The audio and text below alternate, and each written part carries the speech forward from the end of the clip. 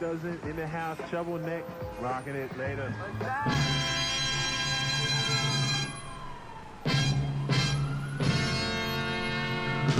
The very beginning of the song. Yeah, that Bob and Earl, the Harlem Shuffle. When it would come on, you'd kind of wonder which song's coming on. Is it going to be Harlem Shuffle? Is it going to be Jump Around?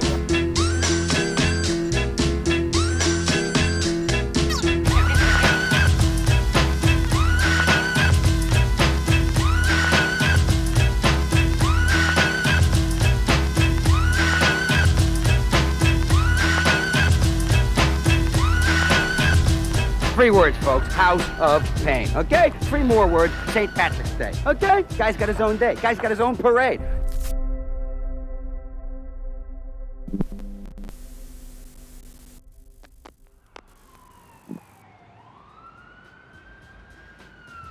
Well, they didn't think Jump Around was the hit, I guess, at first. Originally, in 1992, Tommy Boy Records flew us out to New York to film our first video, and they thought the hit was going to be Come and Get Some of This. And we filmed at the Vault, which was like a notorious S&M sex dungeon place. And we're down there filming for an hour or two when they come in and they're like, nah, shut it down, we're not doing this. We've changed our mind. We think Jump Around is the hit. They've agreed to keep you here for another week. We're going to pay for it. We're going to pay for your hotels. And we want to film on St. Patty's Day at the parade. Are you guys cool with that? We'll go up to Central Park and we'll start kind of at the most northern point. I figure we'll walk down where they were in the parade. And Danny's in the middle of the street with his flags until we find the spot where Gary was in the video. Yeah, hopefully we can find that. Should be great. I'm like really looking forward to it. Yeah. Case rolling. Action. Yo, we're back here on Wrap It Up Town. King Chappelle still chilling with the House of Pain. Video was fat. Thank you. Where'd y'all shoot that at? It was in the St. Patrick's Day parade, and we shot some at the bar where they shot State of Grace. The whole vibe is just everybody's there, just a mass of people just hanging out and having a party. You know, I mean, those are the points is just to catch up people out there buzzing, you know? Some of the people who don't know what St. Patty's Day is about, you know, to see what it's all about. And good morning, this is Jim Ryan. It certainly is a good day in New York. Welcome to our live television coverage of the 231st St. Patrick's Day Parade in New York City. It's a little cold out. I know. They had shut down Fifth Avenue for the parade, so they were walking in the middle of the street. Here, I'll show you. I think this dude was getting upset with Danny back, if you watch the video. Oh yeah, because he was jumping from him. Yeah. They knew he wasn't. He's supposed to be in the parade, right? But she understands.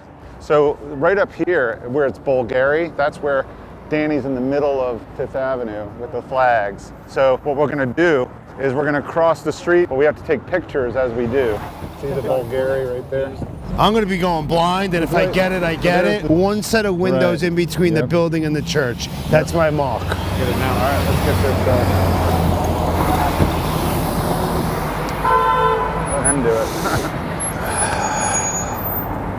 it. Getting run over.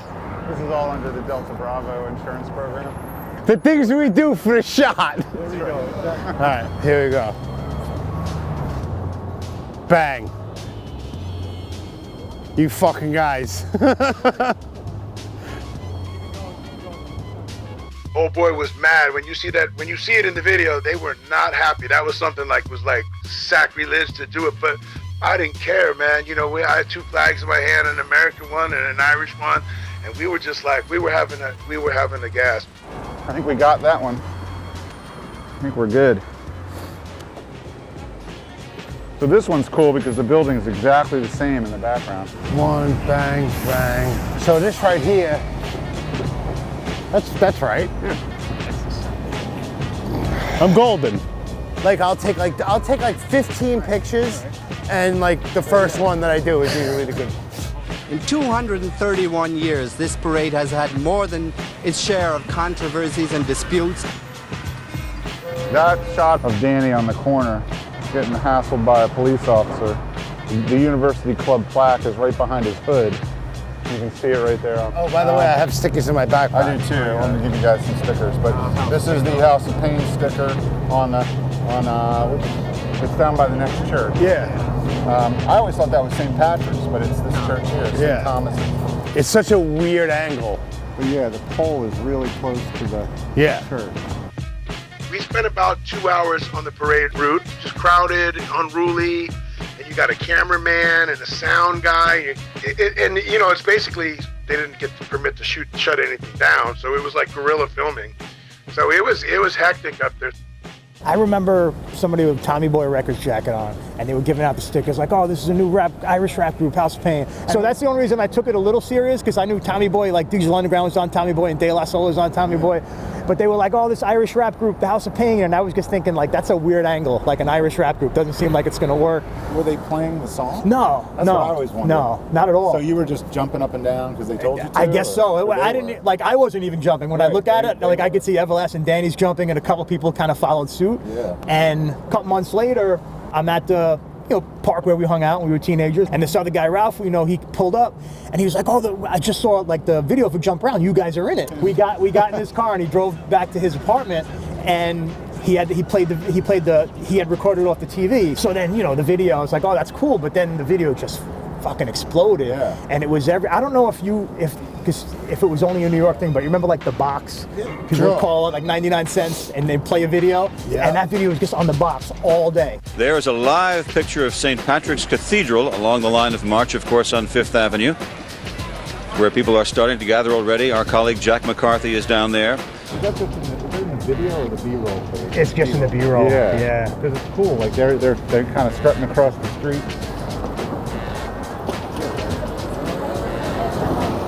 Door is right behind his head. We're talking, 33 years ago? That's so crazy. It's 30 years ago.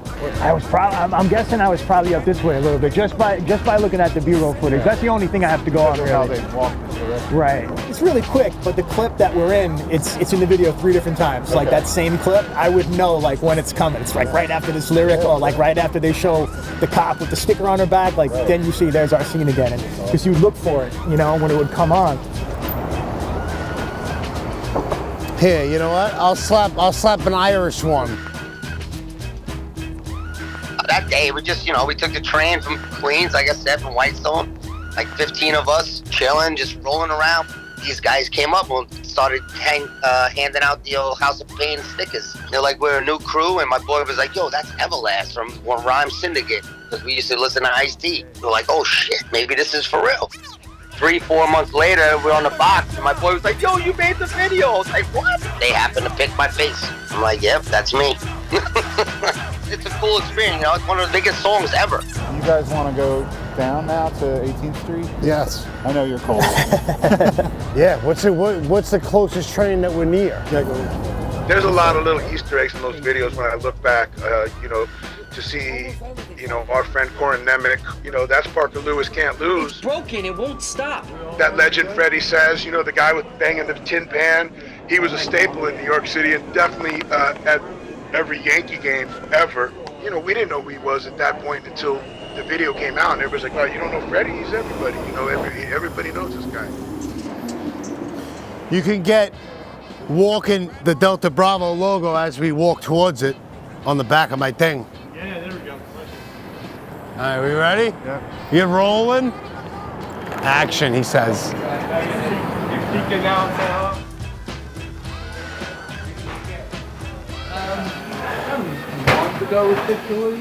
The dining room sign is still up on the wall. Is there a way you could tell which one it is? Might be this, because it looks like a reflection. Yeah, there's a reflection. All right, everyone get back. Let me get my little mesh on here. There's a moment in the video where we're all sitting in the back at that booth, and you can see us waving our hands up and down like, it's a B-boy, type like boom bap, but really somebody farted.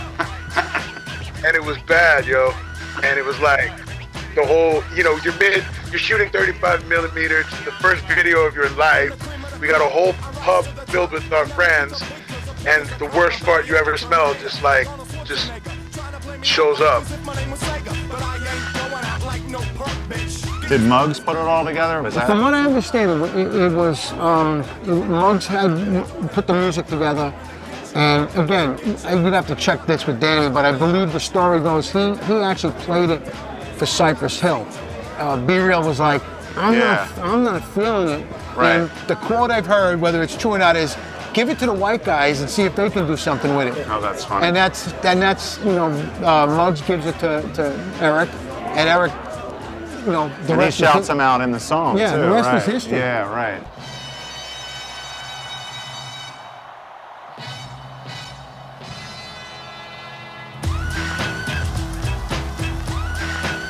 If you've been to any sporting event, you hear it. Where is it? Is it Wisconsin? Wisconsin, yeah, Wisconsin College, right? yeah. Oh, yeah, and that's incredible to watch on a video because the whole stadium shakes. Right.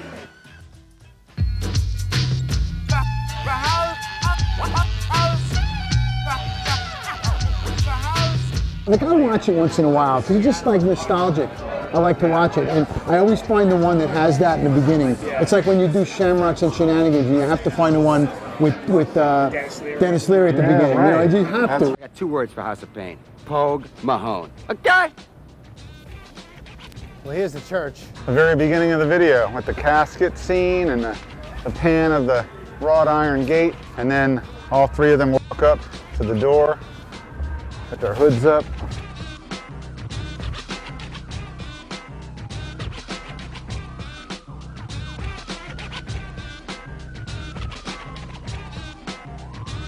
The Delta Bravo in us, we were like, we gotta find the bathroom. Where is that? There was an apartment right where that was filmed by that church. If you look up, there's like a little graveyard over there.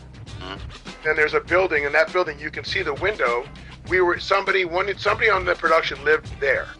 And we went in their bathroom, and that's where you see me with the mailman hat going like that. That's the question I had. So that's in somebody's apartment. Apartment above, you can see it if you're where we're carrying the coffin in. If you look up, there's windows, and it's like the 4th story. And there's even a part where we're looking out the window, or somebody's looking out the window, right? So we're in a fucking bathroom stall, and it's just tiles, and Lethal's got his turntables, and he's going like, and I'm spinning in it. The light string is hanging down. It's just somebody's fucking railroad apartment with the fucking corner bathroom, bro. Yeah, there's that one shot that I had in my phone forever, the one where Danny is like separate from the other guys. Yeah, it's here. It's on the bench here. Yeah, I've had it in my phone forever. The Chubby Checker record is the background music. It's like the sample of Right, the beat, right. which I thought was wild. I never knew that. There's a little bit of debate on where the horn sample came from. Well, there was the thing when Prince was, it was like the Prince scream from, what is the Batman song at the beginning? Yeah. He has that. Everlast says that Prince even threatened to sue them. Right. And he just said we laughed at him because we knew it wasn't from that. And so he says it's from the Divine Styler. Divine Styler record, And then It's a little high pitched now. It is. I feel like it is It's too. a little But they can always high-pitched. slow it down too. Yeah, they can distort it. What's the other one? We think it might be Prince, although Everlast said it wasn't.